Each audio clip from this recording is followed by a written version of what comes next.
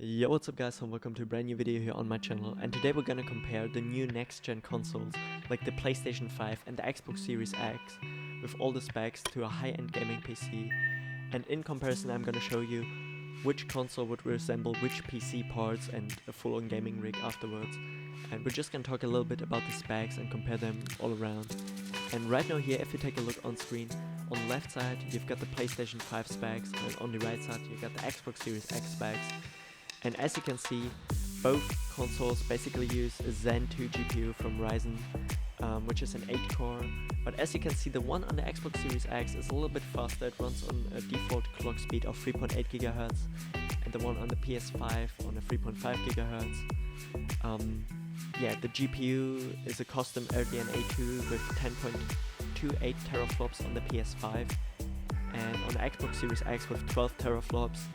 And as a lot of people predicted, the Xbox Series X is faster or stronger than the PS5. I don't want to say the Xbox is better, holy frick, this you have to decide it for yourself. We've got the most friends who play, one platform, or what you just prefer from, I don't know, previous years, There's always been people who stick rather to Xbox than PlayStation, or the other way around. I don't want to start a console war, you know what I'm saying. So, as you can see, both consoles use 16 gigs of GDDR6 RAM, which is absolutely amazing. They both have custom SSDs, which PlayStation and Xbox announced with pretty solid gigabytes or megabytes per second. Yeah, basically they're both really fast, and yeah, the internal storage on the Xbox Series X I think is 1 terabyte stock, and on the PS5 it's 825 gigabytes. So you can see as well, the Xbox Series X, they actually give you more.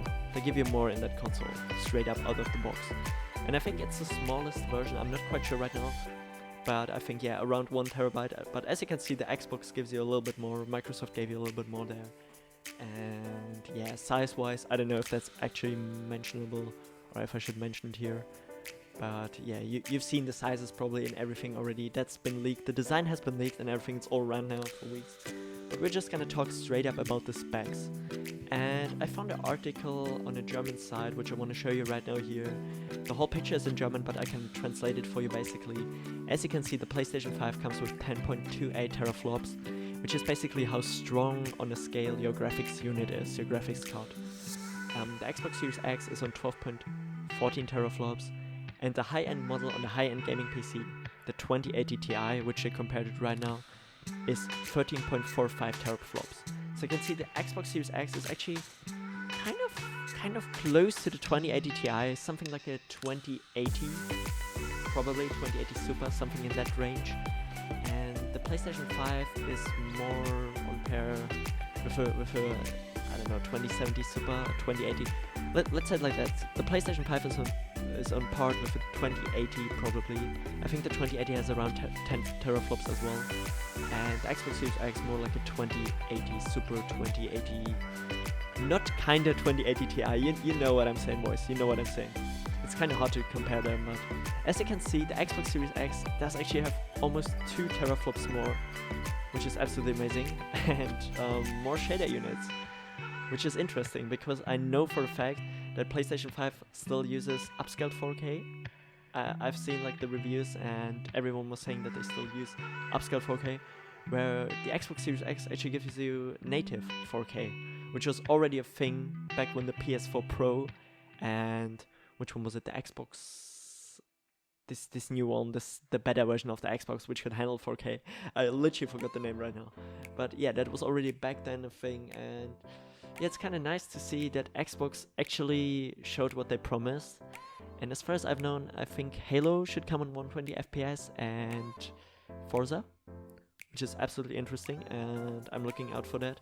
I don't know if I'm going to buy a PlayStation 5 or Xbox Series X in the near future, since I do have a gaming PC, so why should I do that? And most of the games you can actually play on the Microsoft Store, which are Xbox Series X or Microsoft exclusive titles, you can play on PC as well. But the PlayStation 5 looks pretty dang cool. Obviously design-wise, I think PlayStation brought in more innovation this year. The design is, it looks like a radar. Okay, we all got that point. But I think the controller is kind of cool, and it has also like trigger stops and a lot of innovation. But to be honest, the Xbox controller is perfect. The Xbox One, or the Xbox 360 Xbox One controller was perfect from its layout, so Microsoft didn't change up things at all. And yeah, it's on your terms, what you prefer, boys. The Xbox also looks really good, the Xbox Series X. I don't know why a lot of people say it looks like a fridge.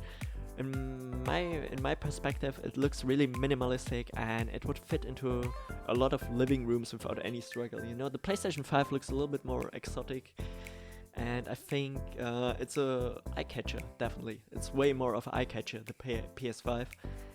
And yeah, the Xbox Series X is a little bit more minimalistic, but here you got it, boys. And as I said in the end, I want to compare it to a gaming PC, which I already did kind of.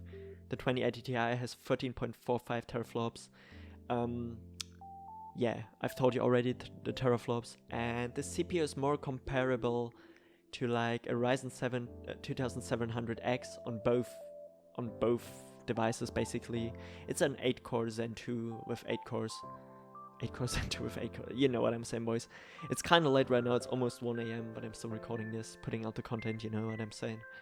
And yeah, with the gigahertz marks, it's actually really close to Ryzen 7 2700X. Basically, that's what you get with 16 gigs of RAM and a 2080 Super, depending on which device you pick. And yeah, I think that's pretty dang good, and especially with the SSD. Finally, consoles got SSDs.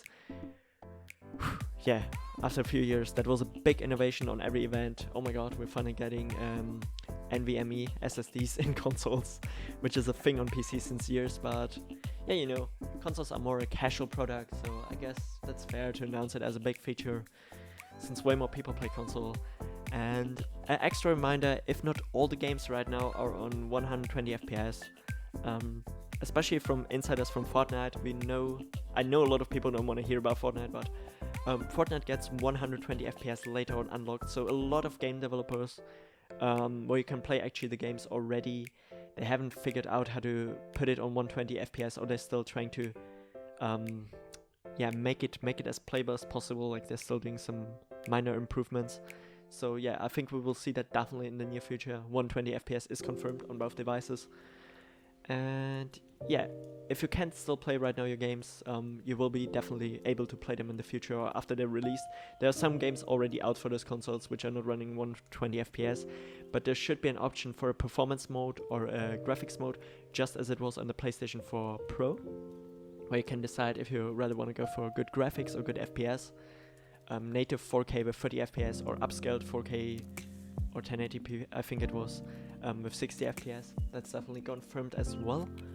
And yeah, you can play, as far as I know. I just want to give out some more info I've read about the PS5. You can play PlayStation 4 games without any issues on the PS5, but graphics wise it will still look as the PS4 copy, and if you later on get the PS5 copy, it will have a better graphics. Just as it is right now with GTA 5, you can play it right now with the PS4 CD without any issues on your PlayStation 5. But later on they will put on the next version of GTA 5. I don't know how often they want to recycle this game still. And yeah, those are just all the info I've got here. And I hope this video was helpful somehow for you. And yeah, until next time, have a great day, have a great evening. I don't know whenever you're watching this video. And yeah, just have a good one. I appreciate that you're watching my content. Leave a like and a sub if you enjoyed it. And until next time, have a great day. Peace, I'm out.